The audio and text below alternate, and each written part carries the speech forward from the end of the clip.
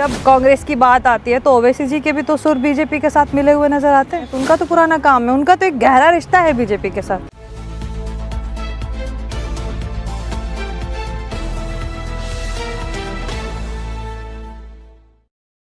देश का मीडिया गोदी मीडिया हो सकता है, बिका हुआ हो सकता है, अंतर्राष्ट्रीय मीडिया, वर्ल्ड मीडिया बिका हुआ नहीं है।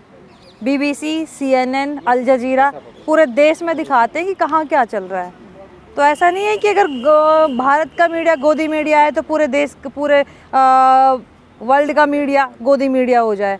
चाहे मॉब लिंचिंग की बात हो, चाहे किसानों के मुद्दे की बात हो, चाहे इन जो पहलवानों के साथ हो रहा ये हो, चाहे माइनॉरिटी के जो भी जिस तरह के मुद्दे हैं, वो सारे मुद्दे सारे देशों को पता होता है। बीबीसी, CNN, अल जजीरा ये सब चीज़ों को दिखाता रहता है। तो ये सब चीज़ें तो राहुल जी को दोष देना बेकार की बातें हैं। उन्होंने कहा कि सनातन का अपमान किया उन्होंने वहाँ पर, ये कह करके मोदी जी भगवान को भी सलाह दे देंगे कि देश यूनिवर्स को ऐसे चलाया जाता है। इनके कहने का क्या है, ये तो हर चीज़ को जो राहुल गांधी जी करेंगे सारी चीज़ें गलत ही लगती हैं इनको। तो हर चीज़ का विरोध ही करना है इनको। तो और ऐसा क्या गलत कह दिया राहुल जी ने? हर चीज़ के तो ज्ञान ही है मोदी जी। हर चीज़ कहीं भी चले जाएं, चाहे वो आर्मी हो, हर इंसान को तो ज्ञान देते रहते हैं। मुझे नहीं लगता कि ऐसा कुछ गलत बोला है राहुल जी ने। उन्होंने कहा माइनॉरिटी को लेकर के कि माइनॉरिटी खतरे में है, देश की हर एक माइनॉरिटी खतरे में है, भारत की सिर्फ मुसलमान नहीं। ओवैसी ने उसको पलटवार किया, उन्होंने कहा कि देश की बदनामी हुई है इसके बयान से। हाँ, तो ओवैसी जी के भी तो सुर, जब कांग्रेस की बात आती है तो ओवैसी जी के भी तो सुर बीजेपी के साथ मिले हुए नजर आते हैं। तो वो तो अब से पहले भी राहुल जी के बारे में कई सारी अनाप शनाप चीज़ें, उलट सुलट चीज़ें बोल चुके हैं। तो उनका तो पुराना काम है, उनका तो एक गहरा रिश्ता है बीजेपी के साथ।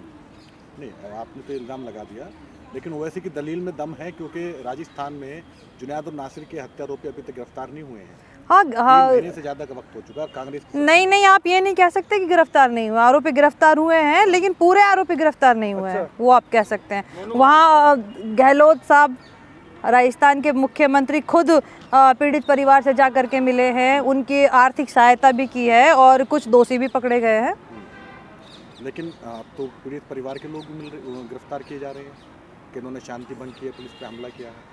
नहीं, वो देखिए, वो सब चीज़ें तो चलती रहती हैं कि ये सब चीज़ें तो है कि वो जो जिनके बारे में आप बात कर रहे हैं, उन्होंने थोड़ा टावर वगैरह पे चढ़ के 2-4 बार इस तरह की चीज़ें हुई हैं, तो प्रशासन ने उनके खिलाफ थोड़ा सा किया है कि ताकि कोई ऐसी हरकत ना हो जिसकी वजह से माहौल थोड़ा ख़राब। लेकिन जैसी मुस्तैदी उन्हें गिरफ्तार करने में दिखाई गई है, उन लोगों को मोनू मानेसर को गिरफ्तार करने में क्यों नहीं दिखा रही पुलिस? देखिए, मुद्दा 2 स्टेट का हो जाता है, 2 प्रदेश का है और दोनों प्रदेशों में अलग अलग सरकार है। राजस्थान में कांग्रेस सरकार है और बीजेपी, उसमें हरियाणा में बीजेपी सरकार है।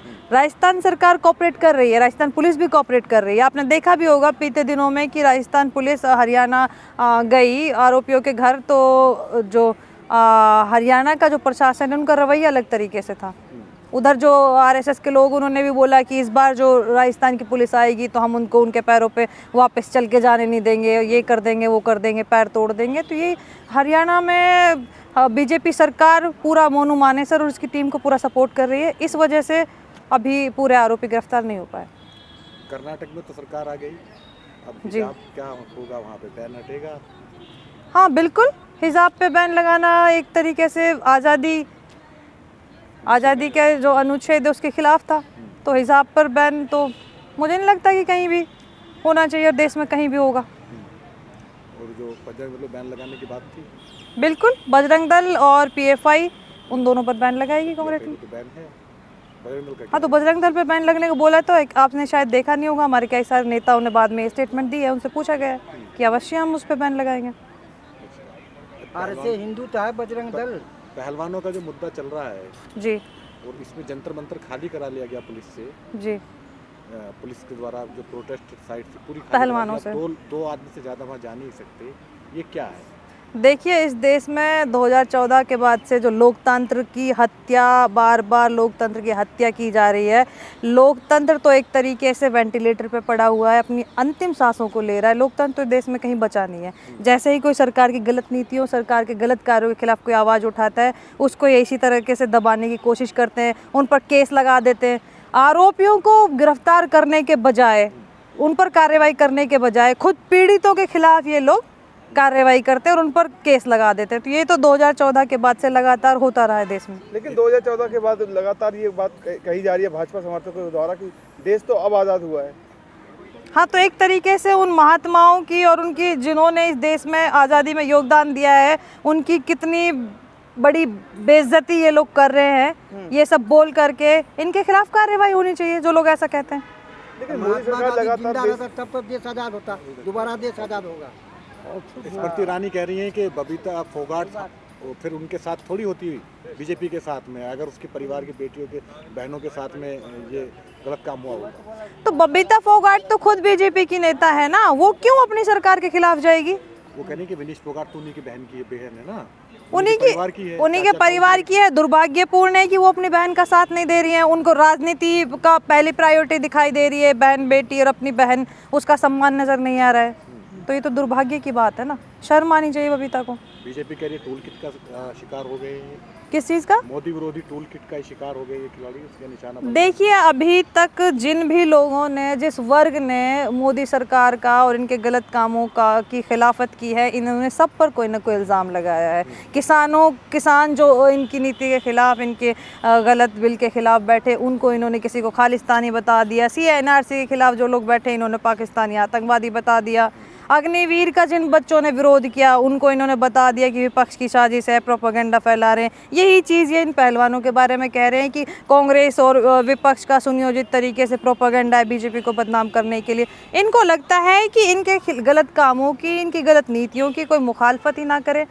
ये अपनी आलोचना बर्दाश्त ही नहीं कर सकते हैं। जो ऐसा करता है, गलत को गलत कहता है, अपने न्याय के लिए आवाज़ उठाता है, विरोध प्रदर्शन करता है, ये उल्टा उन्हीं पर उल्टे सीधे केस लगा करके या उन पर इनके जो ट्रोलिंग गैंग है उनको ट्रोल करके। आपने देखा होगा कि अभी पिछले दिनों से, जब से पहलवान बेटियां 1 महीने यहाँ विरोध प्रदर्शन में बैठी रही, इनकी जो ट्रोलिंग गैंग है उन्होंने कितनी अभद्र टिप्पणियाँ पहलवानों बेटियों के लिए की है। तो ये तो इनका पिछले काफ़ी सालों से लगातार इनकी परंपरा है। ब्रजभूषण ने कहा कि मेडल मत लौटाइए, ना इन्हें बहाइए, जो पैसे मिले थे उन्हें लौटा दो।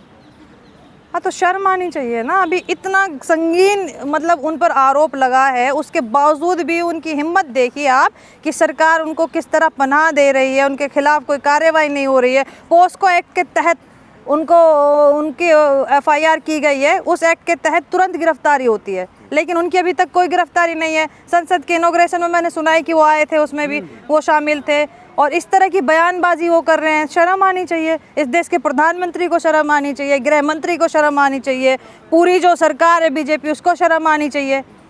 अमित शाह जी कह रहे, शर्म इसलिए आनी चाहिए कि जो बेटियां जिन्होंने देश का मान बढ़ाया, जिनको पलकों पे बिठा के रखना चाहिए था, उनको इस तरह नोचा जा रहा है। पुलिस उनको धक्के मार रही है। जूता आपने देखा होगा, साक्षी मलिक का एक फोटो वायरल हो रहा था कि एक पुलिस वाले का जूता उसके मुंह के पास या उसके मुंह के ऊपर रखा हुआ है। कपड़े फाड़ रखे हैं, वो तो फर्जी नहीं है। उनको शरीर के प्राइवेट पार्ट्स ऐसे मतलब भींच के पुलिस इस तरीके से मतलब कहीं हाथ लग रहा है, कहीं से भींच रहे हैं, कहीं कुछ हो रहा है, वो तो फेक नहीं है। वो तो आप लोगों ने भी देखा होगा। इस देश के प्रधानमंत्री के पास फोटो पोज देने के लिए टाइम है। 100 तरह के फोटो, उन्होंने इनॉग्रेशन हुआ संसद का, उनके पास टाइम था, लेकिन उनके पास उन बेटियों से बात करने का टाइम नहीं है। आखिरकार तब तो विनेश उनकी बेटी थी। प्रधानमंत्री जी ने कहा था कि विनेश मेरी बेटी है। आज इस देश की बेटी नजर नहीं आती। आज वो विपक्ष की प्रोपेगेंडा नजर आता है। एक बार सरकार का कोई नुमाइंदा ही उनसे बात कर ले, प्रधानमंत्री जी ना सही, अमित शाह जी ना सही, तो कम से कम सरकार के किसी और नुमाइंदे के थ्रू उनके पास भेजें, बात करें। कोशिश तो कर सकते हैं, लेकिन नहीं। और ऊपर से राहुल गांधी जी के ऊपर और दोष देते हैं कि वो देश को बदनाम कर रहे हैं विदेश में जाकर। विदेश क्या अंधा है, क्या बहरा है? देश को अपने तरीके से चला सकते हो, सरकार में हो, सत्ता में हो, मीडिया को, एजेंसियों को खरीद सकते हो, पूरे संसार, पूरे वर्ल्ड को तो नहीं खरीद सकते ना। बाकी देश तो देख रहे हैं कि इंडिया में क्या हो रहा है, चाहे वो पहलू का मुद्दा हो, चाहे वो जुनैद नासिर का मुद्दा हो। क्या वो अल जजीरा, CNN, BBC न्यूज़ नहीं लगाते? क्या दूसरे देश नहीं देखते हैं?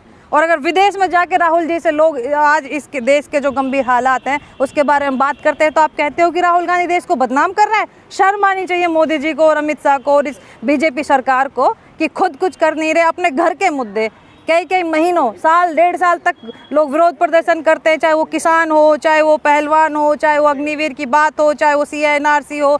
ये अपने देश के मुद्दों पर ध्यान नहीं दे रहे। विदेश घूमने का टाइम है, लेकिन अपने क्षेत्र में, अपने गृह क्षेत्र में क्या हो रहा है, अपने देश में क्या हो रहा है, उस चीज का टाइम नहीं है। और फिर कहते हैं कि देश को बदनाम कर रहे हैं राहुल जी। अरे अपने देश में हो क्या रहा है इसको आप ही तो निपटाओगे, इन पर ध्यान तो दीजिए। आप ध्यान नहीं दोगे फिर आप दूसरे लोगों से कहोगे कि राहुल गांधी बदनाम कर रहा है इस देश को, शर्म आनी चाहिए।